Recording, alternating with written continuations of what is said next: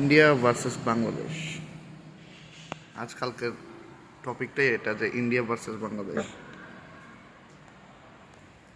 কি হচ্ছে, ভিতরে ম্যাটারটা কি হচ্ছে কেউ জানতেও চাইছে না, কেউ বুঝতেও চাইছে না। শুধু India versus Bangladesh, India versus Bangladesh.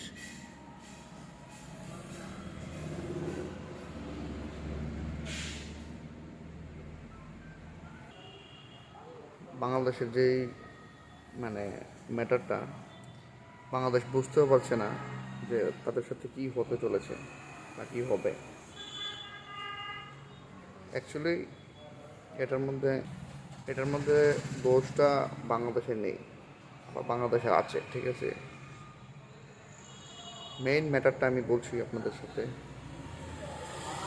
যদি বাংলাদেশের কোনো অডিয়েন্স এই ভিডিওটা দেখে থাকো, তাহলে একবারও ভাবনা চিন্তা করে দেখবে যে আমার কথাটা কি সত্যি না ভুল।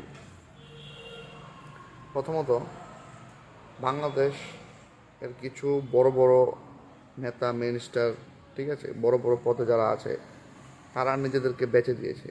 কার কাছে বেচে দিয়েছে? ওরা অন্য কোনো রাষ্ট্র বা অন্য কোনো যারা ষড়যন্ত্র করছে তাদের কাছে নিজেদেরকে বেচে দিয়ে বাংলাদেশের মধ্যে এইসব চক্রান্ত শুরু করছে।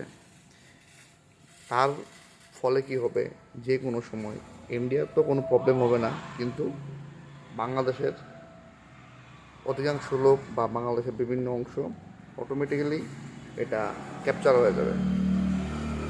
যখন হয়ে যাবে, তখন কোন রাষ্ট্র হয়ে যায় তখন বোঝা যাবে যে গল্পটা কী ছিল।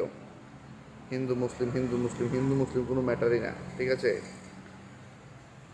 বিশ্বের সবচেয়ে বড় ক্ষমতাবান রাষ্ট্র আমেরিকা। আমেরিকা পর্যন্ত হিন্দু মুসলিম কোনো ধর্ম নিয়ে, জাতপাত নিয়ে এখানে ভেদাভেদ নেই। কেন নেই? কারণ তারা একটা উন্নত রাষ্ট্র। আর উন্নত রাষ্ট্র কখনোই চায় না যে আরেকটা ছোট রাষ্ট্র উন্নতর দিকে যাক।